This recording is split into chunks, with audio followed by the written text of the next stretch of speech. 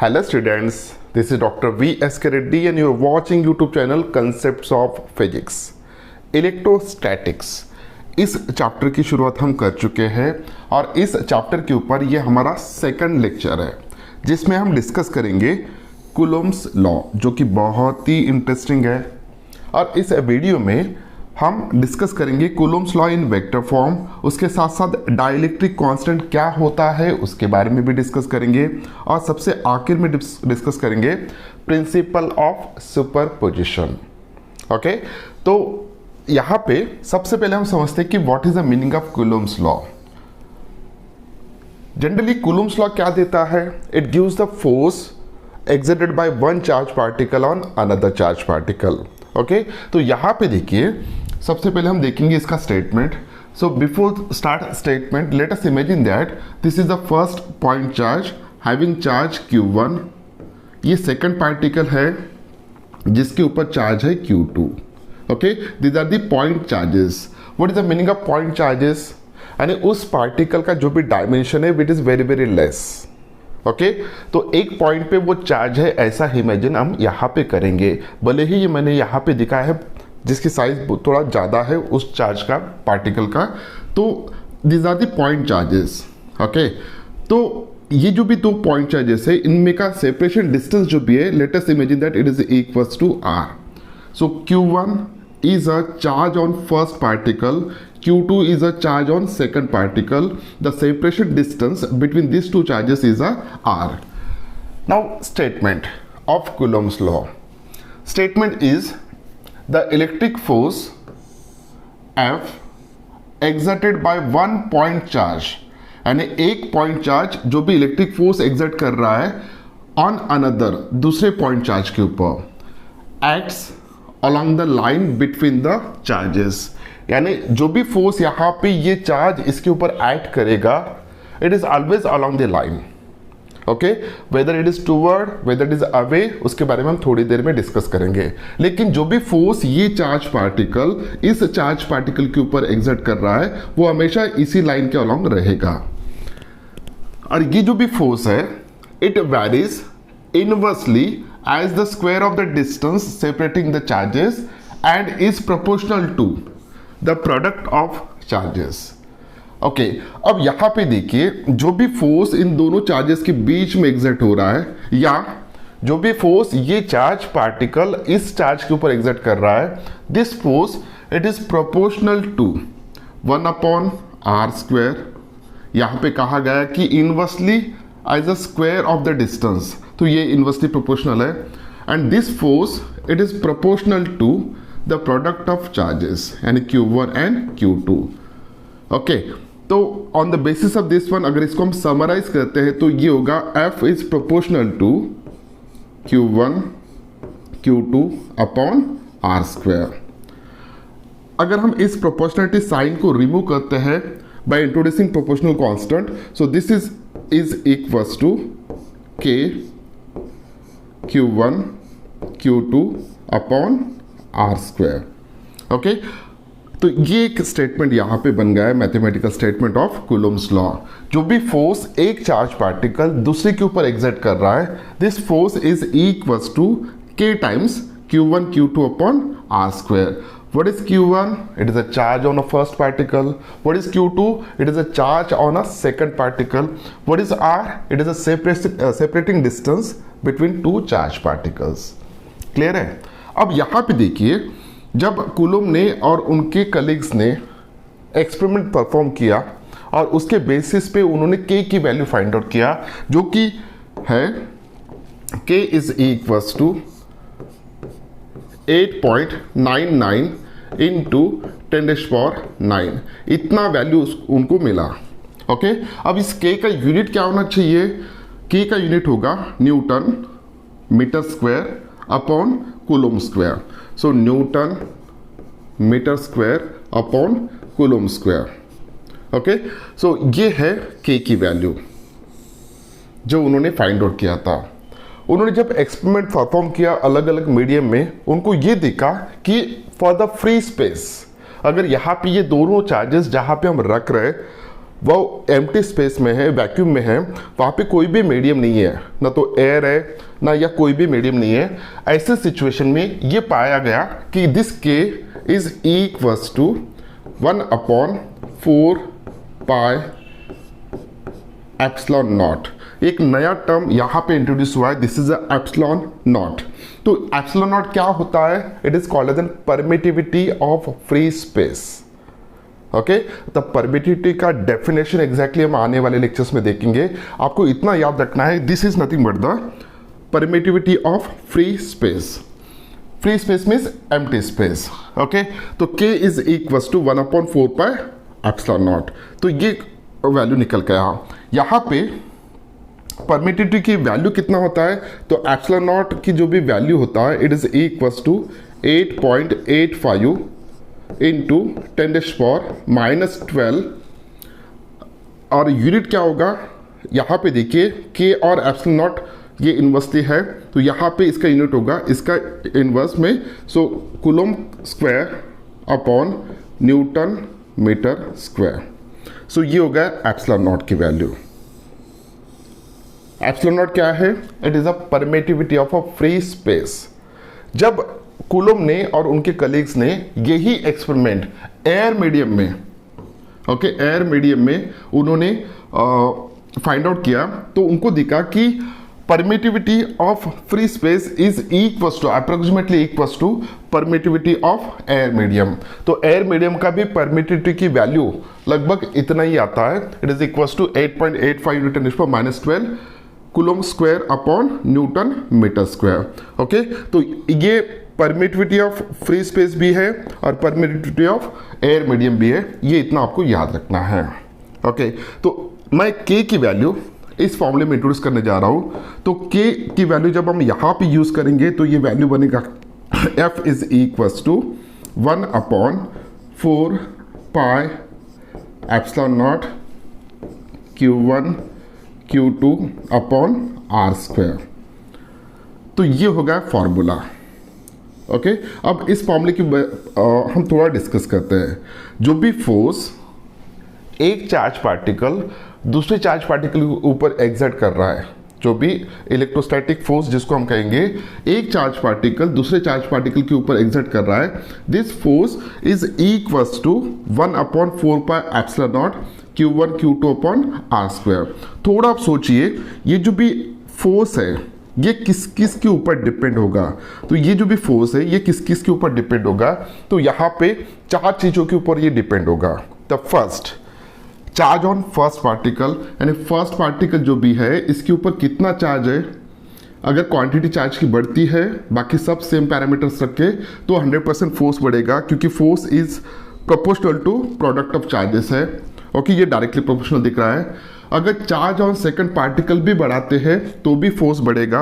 अगर हम दो पार्टिकल में का डिस्टेंस अगर कम करते हैं तो R की वैल्यू क्या होना चाहिए? कम होना चाहिए। अगर R की वैल्यू कम होता है तो फोर्स की वैल्यू बढ़ेगा, क्योंकि यहाँ पे इनवर्सली प्रोपोर्शनल है। ओके, और ये हो गए 3 चीजें। First, charge on first particle के ऊपर फोर्स डिपेंड होगा, चार्ज ऑन सेकंड पार्टिकल के ऊपर भी फोर्स डिपेंड होगा, separation distance between the 2 charge particle, इसके ऊपर भी जो भी फोर्स यहाँ पे एग्जर्ट हो रहा है वो भी डिपेंड होगा। फोर्थ चीज क्या है? तो फोर्थ जो भी टर्म है it is epsilon not. Epsilon not जो भी है वो परमिटिविटी ऑफ द मीडियम है, उसके बारे में थोड़ी देर बाद डिस्कस करेंगे। वैसे अगर ये चार्ज पार्टिकल हमने अभी एयर में कंसिडर किया या फ्री स्पेस में कंसिडर किया था, इसके अलावा अगर यहाँ पे पूरा आप दूसरा मीडियम इंट्रोड्यूस करते हो, कोई भी लिक्विड इंट्रोड्यूस करते हो, उस लिक्विड के अंदर 2 चार्ज पार्टिकल रखते हो, तो जो भी फोर्स एग्जर्ट हो रहा है उनकी वैल्यू चेंज होगा। ओके, उसके बारे में हम थोड़ी देर बाद डिस्कस करेंगे। अब क्वेश्चन ये अरेज होता है कि ये जो भी फोर्स एग्जर्ट हो रहा है, बहुत सारे बच्चों को यहाँ पे कंफ्यूजन होता है, ये जो भी फोर्स एग्जर्ट हो रहा है, ये फोर्स कौन सा चार्ज पार्टिकल किसके ऊपर एग्जर्ट कर रहा है। ओके, और ये फोर्स जो भी होता है वो ग्रेविटेशन फोर्स की तरह हमेशा क्या अट्रैक्टिव होगा? द आंसर इज वो भी इलेक्ट्रोस्टैटिक फोर्स जो भी है या कूलम फोर्स जो भी है, it may be attractive, it may be repulsive. और वो कैसा होगा उसके बारे में हम यहाँ पे थोड़ा डिस्कस करते हैं। अब यहाँ पे देखिए, ये जो भी चार्ज है फर्स्ट पार्टिकल के ऊपर, इसको हम पॉजिटिव कंसिडर करते हैं। ये जो चार्ज है सेकंड पार्टिकल के ऊपर, इसको हम पॉजिटिव कंसिडर करते हैं। यानी दोनों के दोनों लाइक चार्जेस है, एक ही टाइप के चार्जेस है। तो ऐसे केस में ये जो भी चार्ज पार्टिकल है फर्स्ट वाला, ये सेकंड के ऊपर कितना फोर्स एग्जर्ट करेगा, ओके, और वो फोर्स का डायरेक्शन क्या होगा, तो ये चार्ज पार्टिकल इसके ऊपर जो भी फोर्स एग्जर्ट कर रहा है उसका डायरेक्शन ऐसा होगा, okay. This is nothing but the F1 consider करेंगे, the force exerted on a second charge particle due to the first. और at the same time second particle के ऊपर भी चार्ज है, ये भी इसके ऊपर फोर्स एग्जर्ट करेगा, तो उसकी वैल्यू कितना होना चाहिए, that should be equals to F2, और उसका डायरेक्शन जो भी होगा ये इस डायरेक्शन में होगा, क्योंकि यहाँ पे दोनों लाइक चार्जेस अगर है तो दोनों एक में के ऊपर रिपल्सिव फोर्स एग्जर्ट करेंगे। अब इन दोनों फोर्सेस का जो भी मैग्नीट्यूड होता है वो सेम होगा, लेकिन डायरेक्शंस जो भी होंगे वो अपोजिट होंगे। तो यहाँ पे जो भी फोर्सेस है तो F1, okay, magnitude of F1 is equals to magnitude of F2, हम ऐसा लिख सकते हैं। Secondly, so F1 vector is equals to minus of F2 vector, ऐसा भी हम इसको लिख सकते हैं। तो दोनों का मैग्नीट्यूड सेम है और दोनों का डायरेक्शन जो भी है वो अपोजिट है। अब हमने देखा है कि ये जो भी फोर्स होता है, एक चार्ज दूसरे के ऊपर और दूसरा चार्ज फर्स्ट पार्टिकल के ऊपर फोर्स एग्जर्ट कर रहा है, यहाँ पे रिपल्सिव फोर्सेस है। अगर इस केस में मैं यहाँ पे ये पॉजिटिव लेता हूँ, यहाँ पे मान के चलिए कि मैं यहाँ पे निगेटिव चार्ज कंसिडर कर रहा हूँ Q1, यहाँ पे भी निगेटिव चार्ज कंसिडर कर रहा हूँ Q2, तो इस केस में जो भी फोर्स एग्जर्ट होंगे वो सेम रहेंगे, क्योंकि ये दोनों चार्जेस जो भी है निगेटिव निगेटिव है, और जब हम प्रोडक्ट लेंगे तो ये पॉजिटिव आएगा, ओके। तो यहाँ पे फोर्स ऑफ रिपल्शन होगा। अगर मैं एक चार्ज यहाँ पे पॉजिटिव कंसिडर करता हूँ और दूसरा चार्ज यहाँ पे निगेटिव कंसिडर करता हूँ, तो उस सिचुएशन में जो भी फोर्स यहाँ पे एग्जर्ट होगा, the Q1 first charge particle Q2 के ऊपर जो भी फोर्स एग्जर्ट कर रहा है, the direction of that force is like this one, this is the F1। और Q2 चार्ज Q1 के ऊपर जो भी फोर्स एग्जर्ट करेगा उसका डायरेक्शन ऐसा होगा, that this is a F2, okay. तो ये दोनों फोर्सेस जो भी है एक में को अट्रैक्ट कर रहे हैं, यानी दोनों चार्ज पार्टिकल एक में के ऊपर जो भी फोर्स एग्जर्ट कर रहे हैं वो एक में की तरफ खींच रहे दोनों को, तो यहाँ पे फोर्स ऑफ अट्रैक्शन होगा। अब याद रखिएगा कि जब भी अनलाइक चार्जेस होंगे, ये पॉजिटिव ये निगेटिव या ये निगेटिव ये पॉजिटिव, जब दोनों अनलाइक फोर्सेस होंगे उस वक्त जो भी फोर्स की वैल्यू है, तो फोर्स की वैल्यू वो हमेशा निगेटिव आता है। जब फोर्स की वैल्यू निगेटिव आ रहा है तो उस वक्त ये जो भी फोर्स है this is a attractive force. अगर दो लाइक चार्जेस हैं, मान के चलिए कि दोनों के दोनों निगेटिव निगेटिव है, तो निगेटिव निगेटिव जब होंगे तो हम यहाँ पे जब वैल्यूज डालेंगे तो फोर्स की वैल्यू जो होगा वो पॉजिटिव आएगा। फोर्स की वैल्यू कैसा आएगा बेटा, पॉजिटिव आएगा। अगर पॉजिटिव फोर्स की वैल्यू पॉजिटिव आ रहा है तो वो रिपल्सिव फोर्स है, ओके। जब फोर्स की वैल्यू नेगेटिव आता है तो अट्रैक्टिव फोर्स, जब फोर्स की वैल्यू पॉजिटिव आता है तो वो रिपल्सिव फोर्स। इतना हमें याद रखना है। तो यहाँ पे एक चार्ज पार्टिकल दूसरे के ऊपर और दूसरा चार्ज पार्टिकल पहले के ऊपर जो भी फोर्स एग्जर्ट कर रहे हैं उसके मैग्नीट्यूड हम इस फॉर्मूले से फाइंड आउट कर सकते हैं, F is equal to 1/4πε0 Q1 Q2/r²। So ये था एक बेसिक का discussion. This is about the Coulomb's law.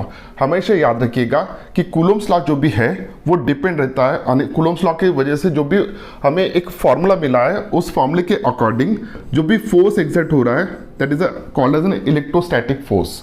This electrostatic force is depend on 4 quantities. The first one is the epsilon naught, charge on first particle, charge on second particle and distance between two charge particle. इन चारों के ऊपर वो depend रहेगा। इन चारों में से कोई भी वैल्यू चेंज होता है तो फोर्स चेंज होगा। फॉर एग्जाम्पल, अगर ये तीनों पैरामीटर्स Q1 Q2 और एप्सिलॉन नॉट इनको मैंने कांस्टेंट रख दिया, अगर दो चार्ज पार्टिकल का सेपरेशन डिस्टेंस जो भी है वो मैंने डबल कर दिया। अगर सेपरेशन डिस्टेंस में डबल करता हो तो पहले r था, अब सेपरेशन डिस्टेंस कितना होगा, ट्वाइस r होगा। अगर वही फॉर्मूला वही वैल्यू हम इस फॉर्मूले में सब्स्टिट्यूट करते हैं तो 2r का स्क्वायर यानी 4r स्क्वायर होगा डिनोमिनेटर में। तो ये जो भी फोर्स है वो 4 टाइम्स लेस होगा as compare to initial condition. इस टाइप के बेसिक क्वेश्चंस नीट के एग्जाम में पूछे जाते हैं। ओके, तो ये था डिस्कशन अबाउट कूलम्ब्स लॉ। अब नेक्स्ट हम डिस्कस करते हैं कि मीडियम का इफेक्ट क्या होगा। सो इफेक्ट ऑफ मीडियम, तो for this consider 2 charges. Okay, तो 2 चार्जेस में यहां पे कंसिडर कर रहा हूं। पहला चार्ज को हम लेते हैं Q1, सेकंड चार्ज को हम कंसिडर करते हैं Q2। दोनों पॉजिटिव चार्जेस है और इन दोनों चार्जेस को हमने एक मीडियम में इंट्रोड्यूस कर दिया। अब इस मीडियम जो भी है ये एक नया मीडियम है, it is not a air, ये वैक्यूम भी नहीं है, एक नया मीडियम है। Imagine that this is a one type of liquid, water है। वाटर में 2 चार्जेस हमने रख दिए। अब 2 चार्जेस के बीच में जो भी मीडियम यहाँ पे आ रहा है this is a water medium. Okay, अब ये वाटर मीडियम अगर है तो इस वाटर मीडियम का जो भी परमिटिविटी होगा that permittivity it is represent by epsilon. Okay, permittivity हम यहाँ पे एप्सिलॉन से रिप्रेजेंट करेंगे।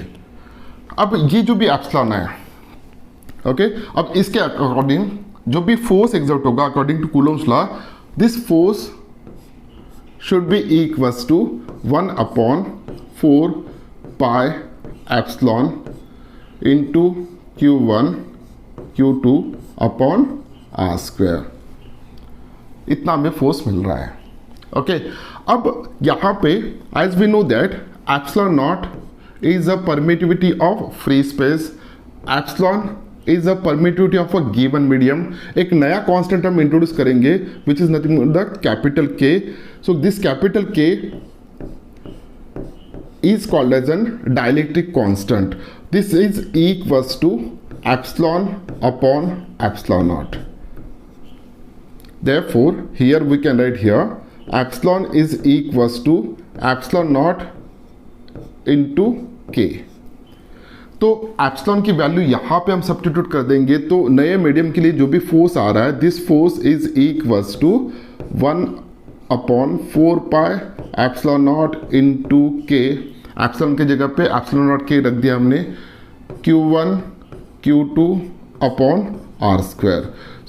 तो यहाँ पे जो K आया है इस फॉर्मूले में, K जो भी है इसको हम कहेंगे डाई इलेक्ट्रिक कॉन्स्टेंट। ये जो K यहाँ पे आया है इसको हम कहेंगे डाइलेक्ट्रिक कांस्टेंट। और हर एक मीडियम का डाइलेक्ट्रिक कांस्टेंट की वैल्यू डिफरेंट होता है।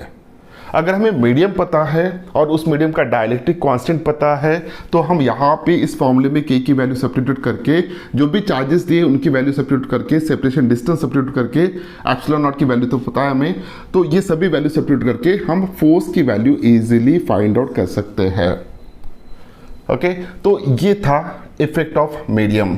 तो मीडियम जैसे ही इंट्रोड्यूस करेंगे तो हर एक मीडियम का कुछ ना कुछ डाइलेक्ट्रिक कांस्टेंट होगा। तो जो भी फोर्स एक्ट हो रहा है उन 2 चार्जेस के बीच में as compare to empty space या एज कंपेयर टू एयर तो k टाइम्स कम होगा वो फोर्स। ओके, तो अगर यही फोर्स विदाउट मीडियम अगर मैं कंसिडर करता, अगर मीडियम यहाँ पे नहीं है, ओके, तो यहाँ पे फोर्स की वैल्यू कितना होता बेटा, तो F is equals to 1 upon 4 pi epsilon naught into Q1 Q2 upon R square, Q1 Q2 upon R square. तो ये फोर्स की वैल्यू होता। ये किस मीडियम में है, एक तो एम्प्टी स्पेस में या एयर मीडियम में है, यहाँ पे एयर के पार्टिकल है। लेकिन जैसे हम मीडियम को इंट्रोड्यूस करेंगे और इस मीडियम का डाइलेक्ट्रिक कांस्टेंट अगर दिया होगा तो फोर्स इन दैट मीडियम जो भी होगा it is equals to 1 upon 4 pi epsilon naught k times Q1 Q2 upon R square. Okay, अगर हम यहाँ पे इन दोनों को कंपेयर करते हैं तो we can write here the F medium is equals to F air upon K। तो F एयर के K टाइम्स वो कम होगा मीडियम का। Okay, so this is a discussion about the effect of medium in between the two charges. Okay, अब यहाँ पे हो सकता है सिचुएशन की अगर मैं इस मीडियम को सिर्फ इतना ही इंट्रोड्यूस करता हूँ, इस मीडियम को सिर्फ इतना ही इंट्रोड्यूस किया, तो यहाँ पे ये मीडियम आ गया जिसका डायलेक्ट्रिक कांस्टेंट K है, और ये जो भी बचा हुआ मीडियम है this is nothing but the air, और ये जो भी बचा हुआ मीडियम है दिस इज अ एयर। अगर ऐसी सिचुएशन होती है तो इसके लिए किस टाइप के फॉर्मूलेस होंगे, हम कॉम्पिटिटिव के बारे में जब डिस्कस करेंगे, competitive point of view discuss करेंगे, तो उस वक्त इस किस टाइप के फॉर्मूले हमें यूज करना चाहिए उसका हम पूरे डिटेल में डिस्कस करेंगे। फिलहाल के लिए ये सिर्फ हम कंसेप्ट से आप स्टडी कर रहे हैं, तो ये कंसेप्ट हमने जो स्टडी किया अभी, effect of medium on electric force, तो इसके बारे में हमने ऑलरेडी डिस्कस किया है। Next important point, principal of superposition, और इस वीडियो का ये आखिरी पॉइंट है। इंटरेस्टिंग है, क्या कहता है प्रिंसिपल ऑफ सुपरपोजिशन, तो वो हम यहाँ पे देखते हैं। Let us consider that there are two charges, तो ये चार्ज इसके ऊपर कितना फोर्स एग्जर्ट करता है, अगर इसकी वैल्यू मैं Q कंसिडर करता हूँ, इसकी भी वैल्यू Q कंसिडर करता हूँ, तो ये चार्ज इसके ऊपर कितना फोर्स एग्जर्ट करेगा, तो उसकी वैल्यू पता है हमें। सो F1 जिसको हम कहेंगे is equals to, F1 is equals to 1/4 pi epsilon naught Q into Q square upon R square, इतना फोर्स ये एग्जर्ट कर रहा है। अब अगर ये दोनों के दोनों चार्जेस अगर पॉजिटिव है या दोनों के दोनों निगेटिव है, तो ये चार्ज इसके ऊपर जो भी फोर्स एग्जर्ट करेगा इसका डायरेक्शन कुछ इस तरीके का होना चाहिए। This is the direction of F1, this is direction of F1। ये वाला चार्ज इस चार्ज के ऊपर जो भी फोर्स एग्जर्ट कर रहा है उसका डायरेक्शन ये हमें मिल गया। अब सुपरपोजिशन प्रिंसिपल क्या कहता है, अगर एक के दो के ऊपर अगर चार्जेस है, फॉर एग्जाम्पल यहाँ पे हमने और एक चार्ज को लाद दिया, इसके ऊपर भी मान के चलिए कि Q इतना चार्ज है। अब ये चार्ज पार्टिकल इसके ऊपर भी फोर्स एग्जर्ट करेगा। अब ये चार्ज पार्टिकल इसके ऊपर जो भी फोर्स एग्जर्ट करेगा, अगर ये भी पॉजिटिव चार्ज है, ये भी पॉजिटिव चार्ज है, तो ये जो भी फोर्स एग्जर्ट होगा उस फोर्स का डायरेक्शन कुछ इस तरीके का होना चाहिए। Late us imagine that this is a force F2। Okay, तो यहाँ पे F2 को हम कैसे लिख सकते हैं, F2 को हम कुछ इस तरीके से लिख सकते हैं 1/4 pi epsilon naught Q square upon R2 square. Okay, ये जो भी डिस्टेंस है वो R2 कंसिडर करेंगे, ये जो भी डिस्टेंस है वो R1 कंसिडर करेंगे। अगर यहाँ पे दोनों के दोनों डिस्टेंस अगर सेम कंसिडर करते हैं तो F1 का मैग्नीट्यूड और F2 का मैग्नीट्यूड यहाँ पे सेम होगा। अगर दोनों डिस्टेंस सेम कंसिडर करते हैं तो, क्योंकि दोनों चार्जेस सेम है, एक ही मीडियम में हैं और डिस्टेंस अगर सेम है तो दोनों फॉर्मूले सेम आएंगे। सो इन दैट केस, उस केस में हम यहाँ पे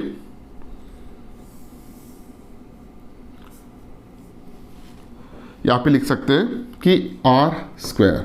So in that case we can say that F1 is equals to F2, सिर्फ मैग्नीट्यूड के फॉर्म में, magnitude of F1 is equals to magnitude of F2, हम ऐसा लिख सकते हैं।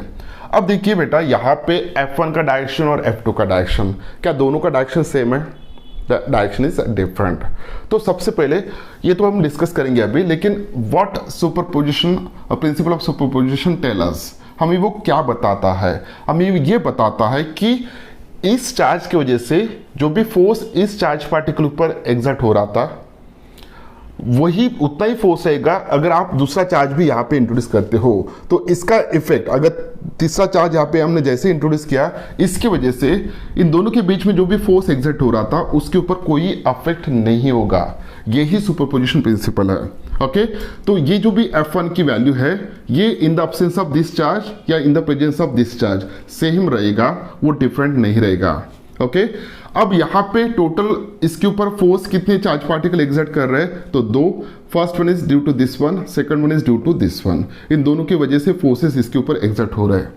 अब बेटा, दोनों की वजह से इलेक्ट्रोस्टैटिक फोर्स इसके ऊपर अगर एग्जर्ट हो रहा है तो नेट फोर्स इसके ऊपर कितना एक्ट होगा, इसकी वजह से जो भी फोर्स एक्ट हो रहा है उसका डायरेक्शन ऐसा है, इस चार्ज पार्टिकल की वजह से जो भी फोर्स यहाँ पे एक्ट हो रहा है उसका डायरेक्शन ऊपर है। अगर यहाँ पे स्पेशली इस केस में अगर मैं देखता हूँ तो इस केस में एंगल कितना बन रहा है यहाँ पे, तो एंगल जो भी बन रहा है this angle is equal to 90 degree. कितना एंगल बना वहाँ पे 90 डिग्री। तो इस टाइप के प्रॉब्लम्स को कैसे सॉल्व करना है वो हम यहाँ पे देखेंगे, नेट फोर्स कैसे फाइंड आउट करना है वो हम देखेंगे। अब मान के चलिए कि इस केस में जो भी F1 और F2 है वो दोनों के दोनों सेम है, यानी magnitude of F1 is equal to magnitude of F2। दोनों का मैग्नीट्यूड कैसा है, सेम है, और दोनों में एंगल कितना है theta, so it is equal to 90 degree. कितना है 90 degree.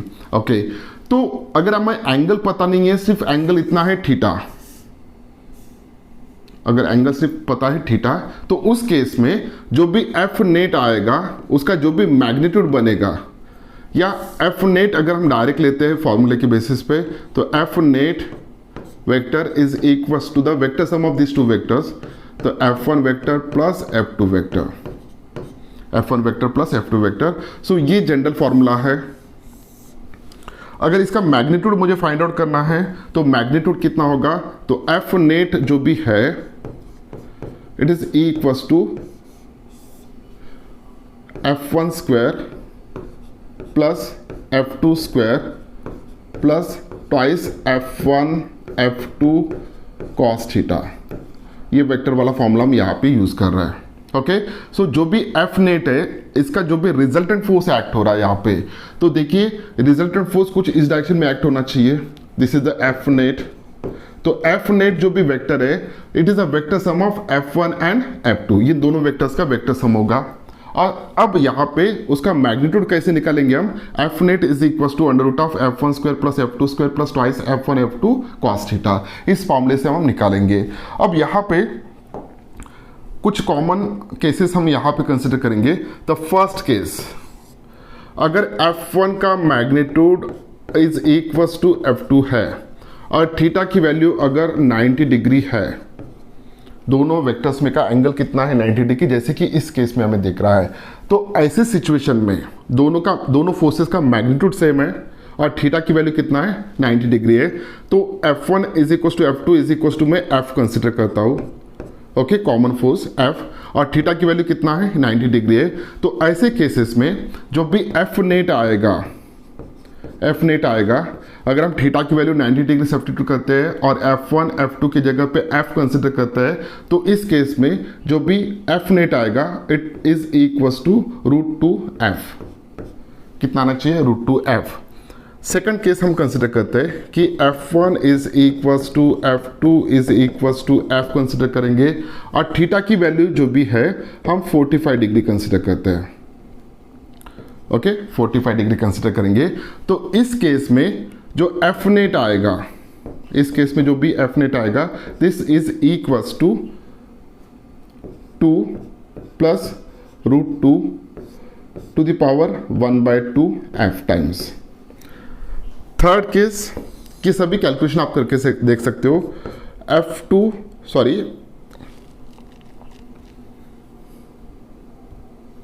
F1 is equal to F2 is equal to F, और थीटा की वैल्यू जो भी है हम 60 डिग्री कंसिडर करेंगे। उस वक्त एफ नेट जो भी आएगा it is equal to √3F। Fourth situation, F1 is equal to F2 is equal to F, और थीटा की वैल्यू जो भी है हम 120 डिग्री कंसिडर करेंगे।